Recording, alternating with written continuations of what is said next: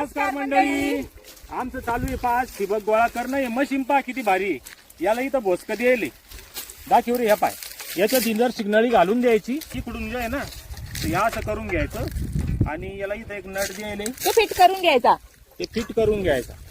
चाल द्यायचं म्हणून आता. हा मग चालू द्यायचं.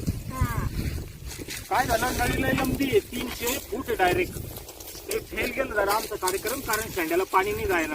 नळीची पाणी वाहून न्यायची क्षमता कमी राहते ना, त्याच्यामुळं म्हणजे कमी अंतरावर पाहिजे. लयत लय 150 फूट 200 उतार गितार असला तर बर. हा लय लंब ठिबक नाही पाहिजे. लय तुम्ही किती प्रेशर ना सोडा, नळीची पाणी वाहून न्यायची क्षमता कमी राहते. अहो लंब असल्यावर तर होणार आहे सोनुष पप्पा. हा हे बघा कसं आपलं बंडल तयार झाला आता.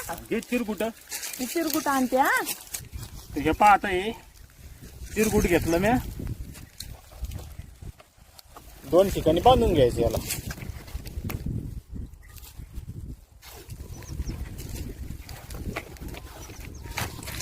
चला बांधलं पुन्हा ढिल्ला करून घ्यायचा. या माझ्याकडे राहिला बंडल. हा दाखव बंडल. चला चला चला हे बघा हे झाले आपले 5-6 बंडल. हा आमचे मित्र आहे विष्णू पाटील दळवी. त्याचं मशीन आहे लय भारी मशीन आहे ना मग. हा दुसरं ते बाकीचे आहे चाका चुकाचे ते अवघड काम राहत. हे एक माणूस बी ओढू शकतो आणि एका माणसाला पण सगळं करता येतं. हा तर चला धन्यवाद बाय.